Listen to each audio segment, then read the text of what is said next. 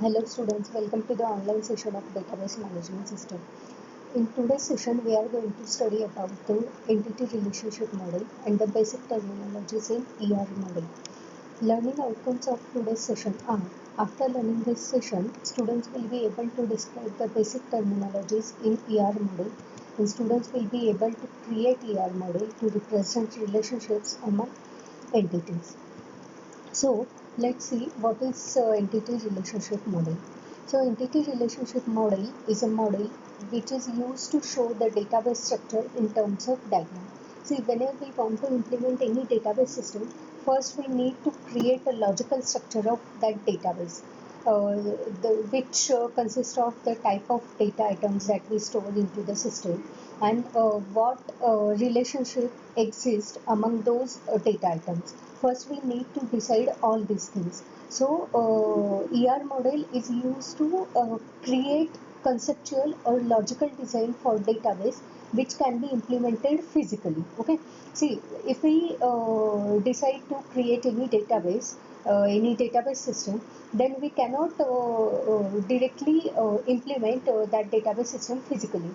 Before physical implementation of any database system, first we need to build a skeleton of that database system. First we need to draw the logical design of that database system, so that we will come to know which type of data items are participating in a database system, and what type of relationships those data items share. Okay, so this is why we use entity relationship model. It is a diagrammatic representation of actual database. ER model can be converted into any other data model like relational or network model for actual database implementation. We have already studied data models in database system. So relational and network, these are some of them. These are the data models which can be used for the actual implementation of database system. So before implementing database system by using relational model or by using network model or by using any other data model, we first create its logical design by using ER model, and then we can convert that logical design into physical implementation by using any of the available data models in database management system. So this ER model is used to identify entities or objects which exist in a database and show the relationships among those objects. Okay, ER model helps to analyze data requirements to design a good, well-organized database system. If we want our database system to be a good database system or to be a well-organized database system, then first we need to do a lot of homework, the data requirements for the database system. So by using ER model, we can analyze all the data requirements of any database system. And this ER model provides us universal diagrammatic notation to create logical design of database. Okay, so now we'll see what are the components of entity relationship diagram. So entity relationship diagram mainly consists of following components. First is the entity. Now, entity is what? It is a real world thing, or it is a real world object which has a physical or conceptual existence, and that can be identified by some properties or by some characteristics. Okay. Now, see, the examples of entity may be any person, book, company, product, vehicle, fruit, etc. Okay, so these are the examples of entity. Anything in a real world which has a physical or conceptual existence. So that is called as entity. When we talk about person, then person is having a physical existence. So person can be an employee, person can be a student, person can be a teacher. Anything can be categorized as a person, and all these type of persons, all these type of entities can be identified by some characteristics. Okay, so that's why they are called as entity. When we talk about book, then book can be an entity. So book entity can be identified by properties: book id, book name, author of a book, publication of a book, price of a book. Okay, so book can be a entity. When we talk about company entity, that company is also having a physical existence in a real world, and it can be identified by the name of company, city in which company is located, the product which is produced by the company. Okay, so these are nothing but the entities. Then we have entity set. Entity set is nothing but a group of similar type of entities. Okay. Now see, when we say person is an entity, if student means if a person is a student, then that student can be an entity. And when we combine all students into one class, then that class can be called as an entity set. Okay. Similarly, book is an entity. If we have hundreds of books, then the set of all those 100 books are called as entity set of book. Okay, when we say product is a entity, and if we have thousands of products, then all the set of all those thousand products can be called as a entity set. Okay, then third and most important component of ER diagram is attribute. So when we say entity can be identified by the characteristics or by the properties, then those properties or characteristics which are used to identify entity, which are used to describe entity, are called as attributes. For example, we have a student entity. So this student entity can have attribute roll number, name, class, Aadhaar number, and so on. Okay, means by using these things, by using roll number, name, class, Aadhaar number, you can identify a student. Okay, similarly, if we have product as an entity, then the ID of product, the type of product, the name, the brand, price, this can be attribute of entity. Okay, means this can be used to identify individual products, so they are called as attribute. Okay, and the value of attribute is used to distinguish one entity from another entity. Okay, means when we say student is having roll number, roll number is an attribute of student because it is used to identify a student. Then if any class, if class is an entity set, if that entity set consists of 60 students, then all 60 students will have different roll number, and by using that roll number attribute, you can identify entity, you can distinguish one student from another student. Okay, and then all entities in one entity set have same attribute. Okay, it means that when we have a class entity set, okay, when we have a student entity set which consists of the number of student, okay, then it is a entity set. Then all students in one entity set have same attribute. Means if 60 students are there, then all 60 students have roll number, name, class, and Aadhaar number. Okay, values may be different for all students, but the attributes are same. Okay, similarly, when we say product is an entity, then in product entity set, all products will have same attribute. That is, all products will have product ID, all products will have name, price, brand, and so on. Okay, values may be different, but attributes will be same. Then we have relationship, which is also a component of ER diagram.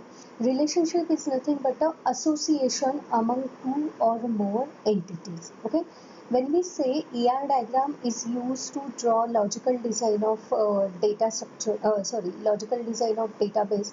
It consists of entities and relationships. It means that it shows which entities are participating in a database system, and what type of relationships are shared by those entities. Okay, it shows how one entity is related to another entity. For example, if we consider two entities, customer and product. Now customer is an entity, customer is having a real world existence, physical existence. Product is also an entity, it is also having a physical existence in real world. Then when we say customer has brought some product, it means that that brought is a relationship between these two entities. Similarly, when we say employee is working for any department, then employee is one entity, department is another entity, and works for, employee works for department. This is the relationship shared by these two entities. Okay, then relationship also has attribute which is called as a descriptive attribute. Okay, see, all entities are having attribute by using which we can identify entities. Then similarly, relationship is also having attribute by using which we can identify the relationship, and that attribute is called as a descriptive attribute. Then again we have another component in ER diagram, that is relationship set. So relationship set is nothing but a similar type of relationships. When we combine similar type of relationship in one category, then that category is called as relationship set. Now let's see what are different types of attributes in ER diagram or in entity relationship model. So first we have simple attribute.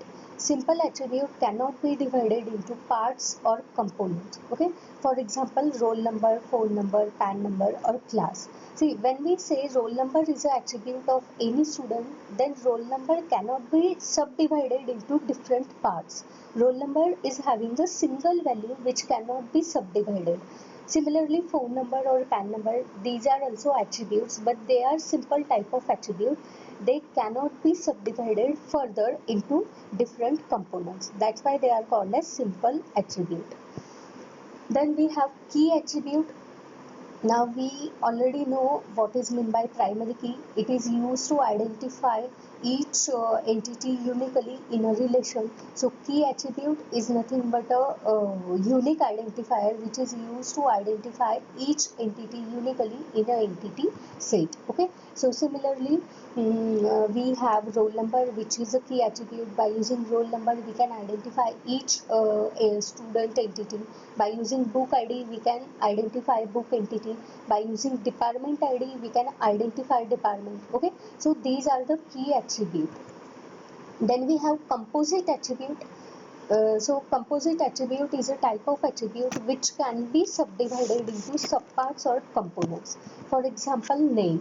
When we say name is an attribute of any entity, means by using name we can identify a person. By using name we can identify any entity. So that name can be divided into two parts: first name, last name, or middle name. Okay, so name is a composite type of attribute. Name can be a combination of more than one subpart, more than one component. That's why it is called as composite type of attribute. Similarly, when we talk about address, address can be divided into flat number, city, state, country, building number, so on. Okay, so address is what? It can be a combination of more than one component. That's why it is called as composite attribute. When we talk about salary, salary can be subdivided into HRA, DA, basic, and TA. So these all are the subcomponents of salary. That's why it is called as composite type of attribute. Then we have derived type of attribute. See, derived type of attribute is not having a physical existence in a database. Okay, but the value of derived type of attribute can be derived from other attribute. For example, age is a derived type of attribute. See, if we don't know the age of any person, but if we are knowing the date of birth of that person, then we can calculate age. Means age can be derived from date of birth. Means if your relation is having date of birth attribute, then you can find out or you can calculate the age of that entity by the value of date of birth. That's why age is called as a derived attribute. And if your relation consists of date of birth attribute, then there is no need to add age attribute into that relation. Okay, you can either have date of birth or you can have age attribute into the relation. There is no need to include these two attributes in a single relation. Similarly, percentage is a derived attribute. If we know the marks of all subjects for any entity, then we can easily find out the percentage for that student. Okay, so there is no need to include percentage if we have marks of all the subjects for any student. So these are the type of derived attribute. Then we have single valued attribute. As name suggests, single valued attribute accepts only one value for each entity instance. For example, Aadhaar number, PAN number, roll number, or date of birth. All these are the type of attribute which have single value for each of the entity. One person is having only one value of Aadhaar number. One person is having only one date of birth. So that's why it is called as single valued attribute. Then we have multi-valued attribute. Multi-valued attribute, as name suggests, it accepts or it may have more than one value for each entity instance. For example, phone number. One person may have more than one phone number. One person may have more than one email ID. That's why phone number, email IDs, these can be a multi-valued attribute. Similarly, course.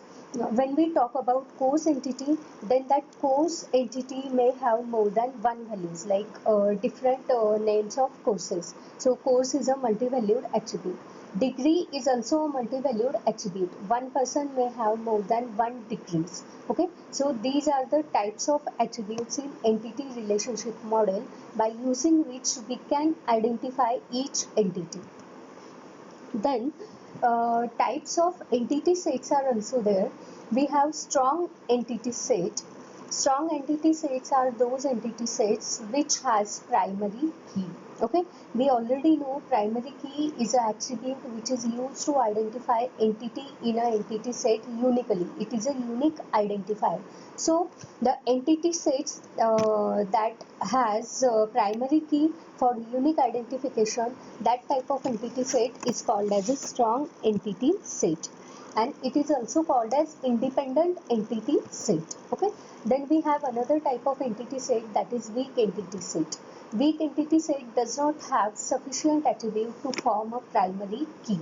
Okay, it means that in weak entity set we don't have any attribute which can be used as a unique identifier for that entity. Okay, it depends on another entity, or it depends on a strong entity for identification.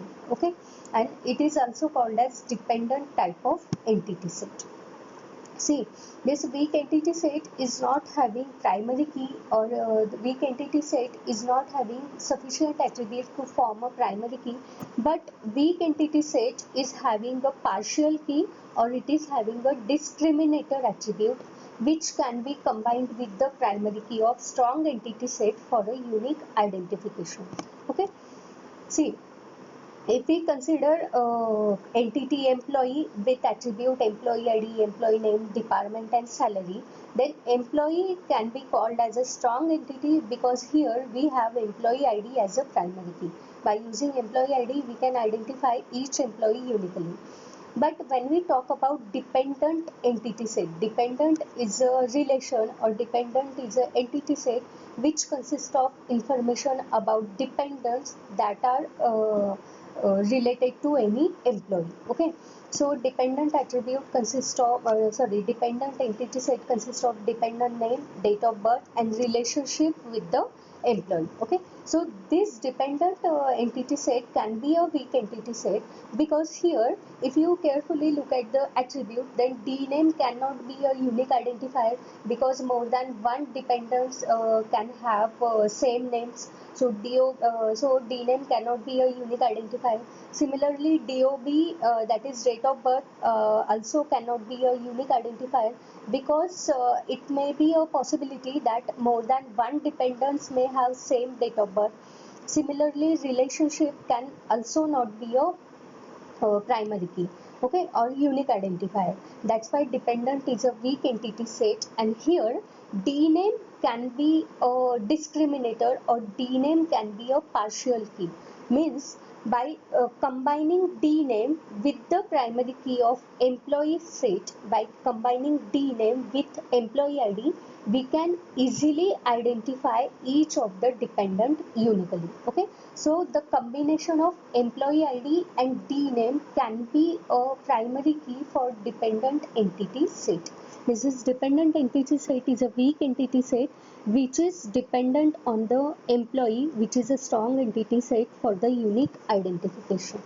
Okay, so here EID and DNAME can be a primary key for dependent entity set, and it is also called as a composite primary key, or it can be also called as a composite attribute because it consists of more than one attributes.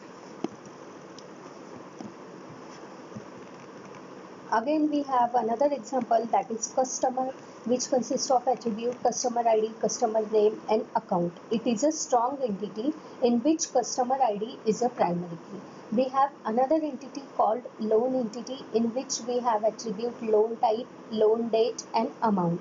Now it is a weak entity set because here loan type cannot be a unique identifier. Loan type can be a home loan, car loan or education loan. So more than one customers may share same type of loan types. So it cannot be a primary key or unique identifier. Similarly, loan date cannot be a unique identifier because more than one customers may borrow loan on a same date, so it cannot be a unique identifier.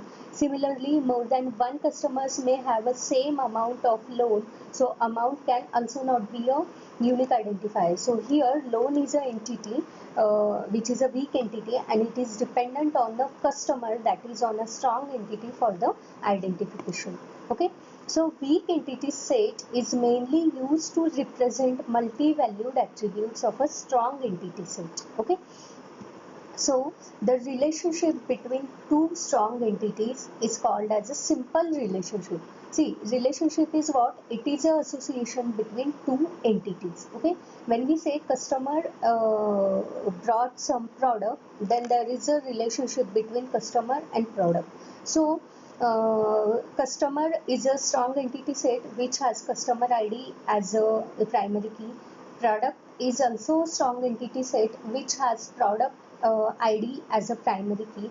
So when we draw relationship between customer and product, then it is a simple type of relationship because both entity sets are strong entity set. But when we draw or when we decide, when we give a relationship between strong entity set or weak entity set, then that type of relationship is called as a identifying relationship.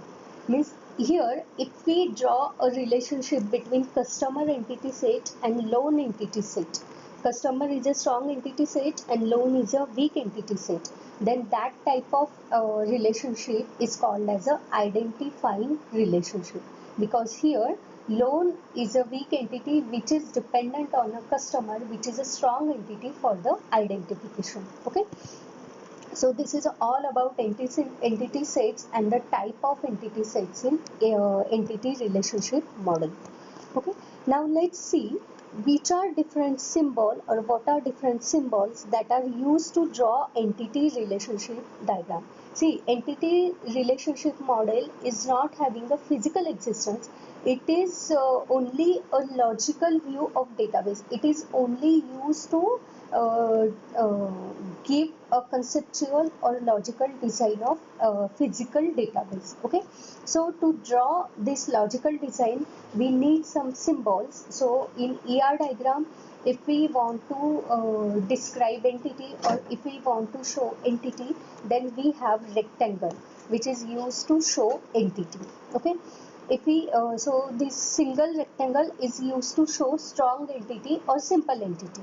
If we want to show weak entity, then we have double rectangle symbol. Okay, then diamond symbol is used to show relationship between two or more than two entities.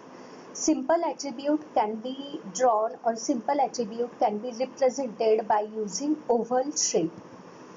Then connecting lines are used to connect different entities together, or it is used to connect entity with the relationship or attribute with the relationship or attribute with the entities. Okay, then we have composite attribute, and composite attributes can be represented by the given symbol. Here name is a composite attribute, and that composite attribute is again subdivided into two parts, that is first name and last name. So by using given symbol we can show composite attribute. If we want to show derived attribute, then we have dashed ellipse or dashed oval shape which is used to show derived attribute. Okay, if we want to show multi-valued attribute, then we have double ellipse symbol or double oval symbol which is used to show multi-valued attribute. Then we have key attribute or single valued attribute. which is also represented by a single ellipse or by a single oval shape. But here, when you write the name of attribute inside that oval shape or inside that ellipse, we give some underline, we give underline under that attribute name. So it is called as key valued or single valued attribute. Okay. Now let's see one example for entity relationship diagram. Here we have two entities, employee and department, and these two entities are represented by using rectangles. Okay. Now here employee entity is having attribute employee ID, which is a primary key. Okay, e-name, then phone number, which is a multi-valued attribute. That's why it is represented by using double ellipse. Okay, then date of birth is there. Since e-name is a composite type of attribute, it is further divided into f name and l name, that is first name and last name. That's why it is represented by the given symbol. Then again we have age attribute, which is a derived type of attribute, which is represented by using dashed ellipse. Okay, so this is how you can show the entity and all the attributes connected to that entity. And see here, employee ID, e-name, phone number, date of birth, age, these all are the attributes of employee entity set or employee entity, and they are connected to employee entity by using connecting lines. Okay, similarly here we have department entity, and department entity has attribute department ID, which is a primary key. That's why it is having underline. Then d name is a attribute of department name, and location is also attribute of department name. So this is how we can show or we can connect attributes to the entity set. And here works in is a relationship that is shared by both the entity sets, that is employee works in department. Okay, so this relationship is shown, or this relationship is represented by diamond symbol here. Okay, so this is how we can draw entity relationship model, or we can draw entity relationship diagram for any entity. Okay, here entities are represented by rectangles, for example employee and department.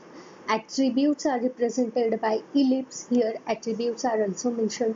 Phone number is a multi-valued attribute, that's why it is represented by ellipse. E-name is a composite attribute, which is a combination of f name and l name, that is first name and last name.